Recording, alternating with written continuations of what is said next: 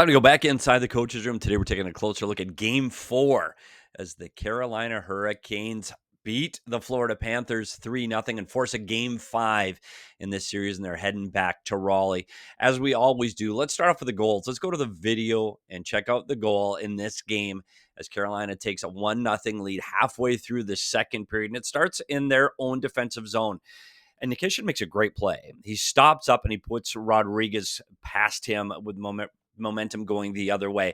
Nikishin's played great. For guys never played a regular season game in the National Hockey League, he is fitting right in with this Carolina Hurricanes system. So he gets the puck up to the blue line over to Staal. Now, here's where the play breaks down for the Florida Panthers. Florida wants to be aggressive. They want to have tight gaps, and they want to be aggressive through the neutral zone. So as the defenseman Kulikov comes up to pinch on Staal, look what happens in behind. That leaves a forward back defending. That's Barkov. So that's going to make a difference later in this play. So as the puck comes up the ice, again, we talk about the Florida Panthers pinching and having a tight gap in the neutral zone, which leaves little space between their opponent. So Jones makes the play. Stick on puck, puts the puck back, going back the other way, and everything's fine. But two other things you need to look at. First, there's Barkov. He's the last man back now. He's the last man defending. And keep in mind, he's a forward. One other thing to keep your eye on is Boqvist and Stankoven coming back through the middle of the ice. Boqvist is in great defensive position. If this is a 3-on-3, Boqvist is on the defensive side of Stankoven. Everything's fine. But as the puck goes up the ice, look what happens to Stankoven. Stankoven takes an outside turn so he can protect the outside lane as the puck comes up the ice. He can be available for a pass here. He can also defend if Florida gets possession of the puck. Boqvist, he follows up on the puck side. He wants to be able to be a support defensively on this side of the ice. So that separation is going to make a difference in just a second. We talk about how well Nikishin is playing. Well, he got up the ice quicker than Rodriguez. Rodriguez was momentum carried him into the offensive zone deep, so he is way below Nikishin, and he cannot catch up to this puck. And Nikishin makes a great play. Just a one-touch pass. As soon as it's on his stick, it's off his stick, and he's able to get the puck to Stankoven. And we looked at where the Florida Panthers players are. Boqvist here, where we talked, they were even at one point. Well, Boqvist is holding the wall, expecting the puck to come back up this side. Well, it goes to the other side of the ice, to the weak side. So you look at the Florida Panthers. All 5 Florida Panthers are within 10 feet of the wall. It's hard to defend when you're on one side of the ice. And what happened? Well, we got to go back to Barkov. Barkov, as a forward, defending, that last guy, his job is to protect the middle ice. He is supposed to be in the middle of the ice so he can make a play on Stankoven and protect the weak side of the ice, but he's not. He followed up on the play. He followed up on the puck, which gives Stankoven all of this room. And Stankoven beats Bobrovsky over the shoulder. And I have to tell you, from this side, you're going to see Jones' great play, but something I missed the first time through, Orlov gets a stick on this puck, and that's why this puck goes, instead of going up the wall and getting deeper into the zone, that's why it's stalled in the neutral zone, and that's why Nikishin is able to get a stick on this puck. And again, there's Barkov inside the dots. You got 4 players inside the dots, and Rodriguez is way behind the play. Nobody can defend this play by Stankoven. And when you see this shot from behind, this shot is absolutely fantastic. He beats Bobrovsky over the right shoulder. That is a phenomenal shot, just on the top shelf, just beating Bobrovsky. And it's 1-0 Carolina. So Carolina makes it 2-0. Or do they? Halfway through the third period, again, it's a quick up play by Orlov. Again, bad change by the Florida Panthers. Carolina Hurricanes come up the ice. Robinson delivers this to Jankowski. Jankowski puts this away, and it's 2-0. But it's not. This is a great call by Miles Fee. I'm going to give him a shout out. Miles Fee, the video coach for the Florida Panthers, and I wanted to show you what this looks like. This is actually the camera that the video coaches get to see. It's the one that's attached to the top of the glass along the blue line. And this is the view that they have. And they have this view immediately. Like, they're looking at this view as the play is going on. So you can see the puck right there, and you can see the feet of Robinson are across the blue line. And what you want to look for those fans that don't know and don't follow hockey very close, you're looking for this white space. If you see the white space where the skate is on the other side of the blue line and there's white space before the puck crosses the line, that play is offside. So this play is deemed offside. There's no goal, and this continued on 1-0. And Carolina adds empty netters to make it 3-0. But I want to talk about a few other things in this game. One of them is penalties. Now, I rarely talk about referees, and I know this is tough. And I talk about the speed of the game, and I know how fast things happen in real time. And I want to show you a couple of penalties that could have given Florida more power play opportunities, even though Carolina was phenomenal on the PK, and we'll talk about that later. But I want to look at 2 plays in particular, and this is at the end of the first, as Blake's chasing Schmidt down, and the puck comes to Schmidt. and Blake gives him a whack on the hands. It was a great play by Blake. It's all he can do. Like, Schmidt's in all alone, and it's tied 0-0 with 2 minutes left in the first period. Blake's desperate move, and he puts the wood to the hands of Schmidt, and he takes a penalty. And it's a slashing penalty. It's the right call. And their hand goes up, and it's a 2-minute penalty for Blake. But what Blake does is he gets in, and he holds the stick of Schmidt. And Schmidt's frustrated because Schmidt just missed a breakaway. And now he's mad. So he's holding on to the stick of Schmidt, and you can see him again. Blake's still holding on to the stick of Schmidt. Schmidt's had enough.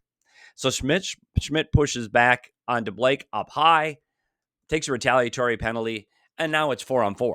So instead of a Florida Panther power play with 2 minutes left in the first period, Blake did his job, frustrated Schmidt, forced him into a retaliatory penalty. But I wanted you to see it from this side. And the only reason I'm bringing this up is what happens later in this game. So Schmidt's had enough, pushes him high, and that's it. I mean, it's bad. It's a penalty. Don't get me wrong. This is a penalty. Schmidt cannot do this. He's got to show more restraint. He can't put his hands up in his face. This is a penalty, period. It's a penalty. But I want to show you this. So as he takes this, I want you to show the head of Blake, giving it the soccer style. Oh my gosh, I got kicked in the shin, and this is the response from Blake. And again, this is the way you play hockey. Blake forced Schmidt into a penalty because he held onto his stick and he frustrated him and forced Schmidt to take a penalty. And now this play is 4-on-4. Blake hits the ice. By the way, Blake doesn't miss a shift. He's back out at the end of this 4-on-4, but it's 4-on-4. And I want to see a play later in the game where Staal goes into Tkachuk. And this is a play, his stick is clearly hooking Tkachuk underneath his arms, and it's a can opener, meaning he's turning him this way as Tkachuk's trying to go this way. His momentum's going that way. It's a hooking penalty. Again, a hooking penalty. And you can see Tkachuk's reaction, and I've watched this play tons of times. I know there's a whip in his head. And that's how Tkachuk gets a retaliatory penalty for embellishment. And I'm just not sure. I'm sorry. Like, I'm an objective observer here, and I just don't know how that is not just a hooking penalty on Staal. And again, the Florida Panthers should be going up on a power play. I don't know. I don't know how that's considered embellishment. I don't see it. I don't know how that's embellishment. He's got hand under both. He turns him sideways, and he falls down. But yet it's another 4-on-4 situation, another chance where the Carolina Hurricanes were able to escape killing another penalty. I just wanted to point it out. I think Schmidt's is a penalty, and I think Blake definitely helped this one out, and I just don't see the embellishment. I'm sorry. Leave comments if you think I'm an idiot and I missed this one, because I don't see the embellishment by Tkachuk. But I want to go into some other video, and I want to show something that the reasons why Carolina was different in this game. And I really encourage you to go back and watch the video from Game 3. And one of the things I talked about was Carolina's inability to have support. They were very aggressive on the puck in all three zones, which left openings in behind. And I want to show you the differences in Game 4. So this is Game 4, and this is early in the game. There's a minute into the game. We talk about defenseman pinching, which means he comes off the blue line and he tries to keep the puck in. That's a defenseman pinching. This is Burns.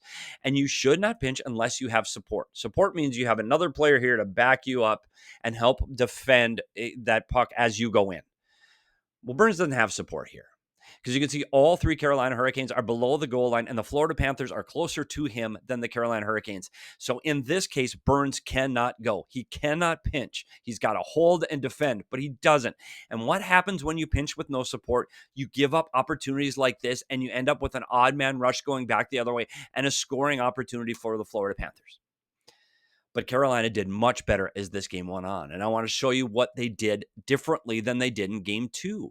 Here's the pinch again by Burns. But I want to show you that this time Blake covers up and he's support. Blake is above the play. He's above all of the Florida Panthers, which allows them to make a play like this because he's above Florida. So now if he's below Florida, Florida's again going off on a 2-on-1.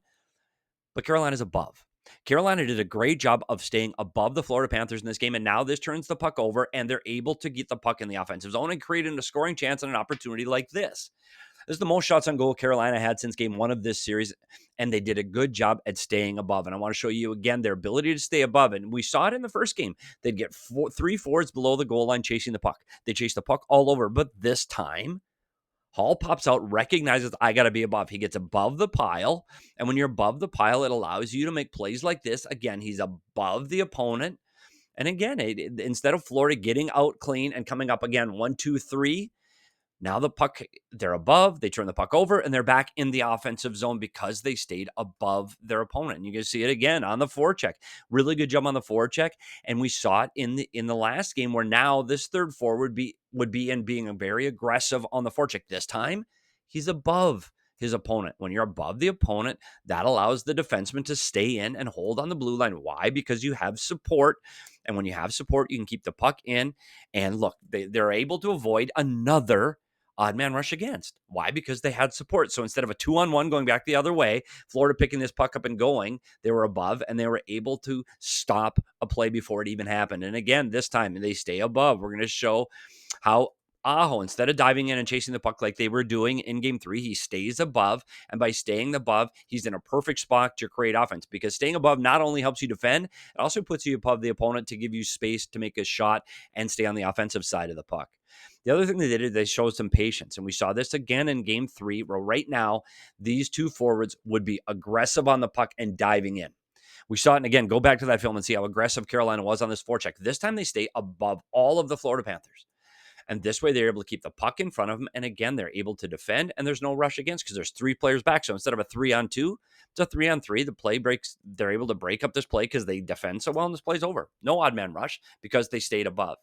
In the offensive zone, they showed a little more patience. We talked about their ability to create shots. One of the things this team does extremely well is gets puck low to high in the zone. Their defensemen shoot with traffic. But as you can see right now, as this defenseman has the puck, there's a clear lane to the net. There's no traffic. There's no tip. There's no screen. This puck is coming straight on. So instead of shooting it, the defenseman's patient, pulls the puck to the inside. Now you've got some traffic in front of that. Now you can create some more trouble. It was a really good job by Carolina being a little bit more patient and be able to create, I guess, again, you can see in this play, instead of the one-time shot, and when you get the quick camera angle, the one-time shot is a clear lane to Bobrovsky. Orlov waits. And when he waits, look what happens. Now there's traffic. Now there's people in front of Bobrovsky, and he's able to hit the high tip. And there's another great scoring opportunity for the Carolina Hurricanes. And you see it again in their ability to get the puck instead of turning around and shooting like we saw. We saw those quick shots in game 3. Now they're taking their time. They're spreading out the zone. When you spread out the zone, you get more room to the inside. Spread out the zone, wait, shot at net with traffic. And again, more scoring opportunities for the Hurricanes because they're waiting for the traffic to arrive. So really good job in the offensive zone. And Carolina did what Carolina did. They defended extremely well in this game. We showed some of those things where they were able to have 3-on-3 rushes against it, but they have good sticks. Like, this is a really good play. Another good defending play by the Carolina Hurricanes where they're able to get stick on puck. Gustus Bear knocks the puck off the stick, and there's no play, and they go back the other way. And then in the defensive zone, the other thing we said is they were so aggressive on the puck that they forgot about the middle of the ice. And they were so aggressive that they chased the puck all over and gave Florida room in behind. But this time you're going to see as they go to the puck, they get back. They get back to the middle of the ice and they protect the house. Something they didn't do in game 3. Again, you're going to see how tight these guys are on the inside, which makes it very difficult for the Florida Panthers to get the opportunities that they were getting in game 3. And they got pucks going back the other way. Give a big shout out to the penalty kill. The Carolina Hurricanes penalty kill was 4 for 4 again in this game. And you can see how well they got on the puck and didn't allow Florida to enter. And you can see inside how well their sticks were. You can see Burns blocking the shot, knocking the puck off of the corner, and didn't allow the Florida Panthers to get opportunities. Again, good sticks, and puck goes back down the other way. Again, you're going to see how quick this Carolina Hurricane team is at getting to pucks and blocking shots. They did a great job on the penalty kill. They are now 8 for 8, and they haven't given up a power play goal in 2 straight games. And they're going to have to continue that as this series continues. They're going to have to be this good on the penalty kill. But so is Florida. Florida, after giving up 2 power plays in game 3, they were perfect in game 4. And again, it's back to what they do well. They get in shooting lanes, they protect the middle of the ice, they have good sticks, and they're quick on pucks. One of the things Florida does is they get good puck recovery, stick on puck, and they're able to keep Carolina from getting great opportunities on the power play. Again, you're going to see how aggressive they were on the puck, keeping Carolina from getting to the inside. Again, attacking the puck on the penalty kill, and neither team was able to break through on the power play in game 4 because of these great sticks on the penalty kill. Florida defended just as well as Carolina. Florida's great at defending, and you can see the sticks on this play as Forsling gets his stick in, and then Ekblad's able to get his stick in, and they're able to break up this play off of the rush, and you're going to see it again, how good these sticks are. Here's Forsling again, one good stick. So the puck goes back up the ice for the Carolina Hurricanes, and they try to make another attempt, and again, keeping them to the outside, good sticks. Again, it's Forsling with a good stick, keeping them outside. And that's why this game was 0-0 so late, because both teams defended extremely well. And another reason is this. This is how close the margins are in this series. This is how close this game is. Halfway through the second period, low to high in the zone, which is what Florida does well too. They get pucks back to their defense, and their defense help generate offense. This puck shot with traffic. And as you can see, this is how close this game was being tied. And we talk about a game of inches. This is how close this game was. Off of the post, keeping this game 1-0 Carolina. We also give a shout out to the goaltenders. Anderson was great in this game, the best he's played in this series, giving a shout out to his team, making 20 saves in this game, keeping Florida to the outside. And Bobrovsky was dialed in too. He was great, giving up just the one goal, 5-on-5. And you see another great save by Bobrovsky. So Carolina finishes up with an empty net goal. Kachuk turns it over to Jarvis. Really good job by Jarvis forcing this puck up the middle of the ice. This again throws the puck in. This is making this one for sure. Staal puts this one in, and they end up with a couple of empty netters as this game goes back to Raleigh for Game 5. I wanted to point out one more thing, and this is from the eyes of a video coach. And I don't know. I'm sorry to all the fans that I'm going to show this to, because once you see it, you can't unsee it. When you go into Florida and you're going into Sunrise, and in this end of the ice, and this has been driving me crazy for a couple games, and I haven't said anything yet, but I can't take it anymore. As a video guy, you are focused on so many different things on the ice, and you're looking at plays away from the puck. You want to see what players are doing away from the puck, so your focus changes throughout the play. And what you look for at times, you look for the puck. And there is this black dot on 1, 2, 3 panes of glass up from the corner in this end of the ice in Florida. And they haven't moved it. It's been there the whole series. It's driving me absolutely insane, because every time I look up, I think, oh, there's the puck. And no, it's not there. It's here. And it's driving me insane. So if anybody has any connections in Florida and knows the people that work at the rink, I don't know what this is. I don't know why it's on the glass, but please go out there and pull it off, because it's driving me insane. Well, I appreciate you coming inside the coach's room and listening to me talk about this, because there wasn't a lot of goals today. So this wasn't about the scoring. As this game shifts back to Carolina, the one thing the Carolina Hurricanes have to see that gave them success was staying above and using support to keep Florida off the scoreboard. They were still quick on pucks, but they were also on the defensive side. They were smarter defensively. They were more patient, not just defensively, but offensively as well. So it's great to chase the puck all over the ice, but you also have to show patience so you can be in the right position at the right time. Carolina needs more of that. They need Anderson to be elite again in Game 5. Series isn't over, but keep this in mind. The last time the Florida Panthers were shut out at home in the playoffs was against the Toronto Maple Leafs, and they put up a 6 spot the next day in Toronto. So keep that in mind. The Florida Panthers are hard to keep down. The Florida Panthers are just going to keep playing the same way.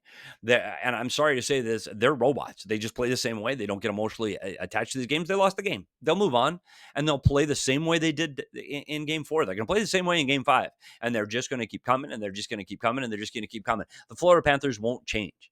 This is the way they play. They think it's a winning recipe and a winning way to get back to the Stanley Cup Finals. So expect Florida to be quick and tough and smothering and get to the blue paint. All of the things that they do, they're going to do again in Game 5. Can Carolina repeat Game 4 and Game 5? You have to stay tuned, and make sure you subscribe to Inside the Coach's Room, because we're going to be here to break it all down once that game is over. And we're going to be here breaking down video until the award is Stanley Cup. So make sure you subscribe to Inside the Coach's Room so you don't miss any of these videos as they come out. I'm Petey. Thanks for coming inside the Coach's Room, and we'll see you at the rink.